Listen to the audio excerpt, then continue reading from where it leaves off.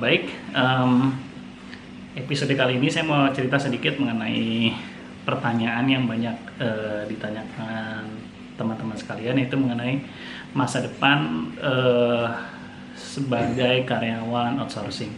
Ini sebenarnya pertanyaan klasik bertahun-tahun sebelumnya. Sudah banyak yang bertanya pada saya mengenai prospek bekerja sebagai karyawan outsourcing itu seperti apa sih.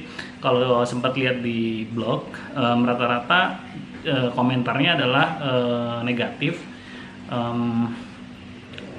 Bekerja sebagai karyawan outsource secara masa depan mungkin akan susah berkembang, kemudian tidak ada kepastian kontrak dan sebagainya.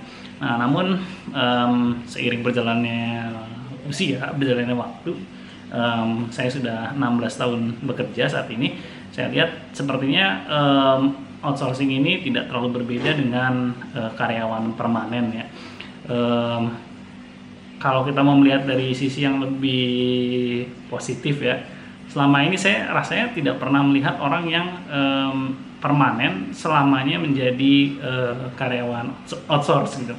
Jadi rata-rata akhirnya orang tersebut bisa pindah menjadi karyawan tetap atau pindah ke perusahaan lain yang mungkin memberikan kesempatan bekerja lebih baik gitu. Jadi sebenarnya kalau dilihat dari jangka 2 atau 3 tahun mungkin bekerja sebagai karyawan outsource kelihatannya merugikan dari sisi peraturan ketenaga kerjaan, tapi kalau dilihat dari time frame yang lebih panjang dalam 5 atau 15 tahun, saya kira akhirnya orang-orang sudah bisa menemukan tempatnya ya. Mungkin contohnya kalau di bidang IT ya, mungkin sebelumnya karyawan outsource, kemudian akhirnya karena dia memiliki spesialisasi dalam bidang tersebut, akhirnya dia bisa pindah menjadi karyawan tetap gitu. Jadi kalau lihat postingan yang zaman dulu nih, mungkin kesannya negatif, hak-haknya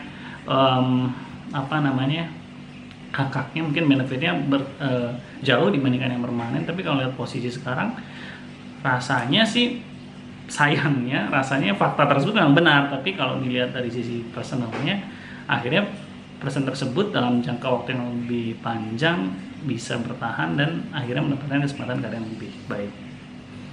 Sekian, tetap semangat, terima kasih.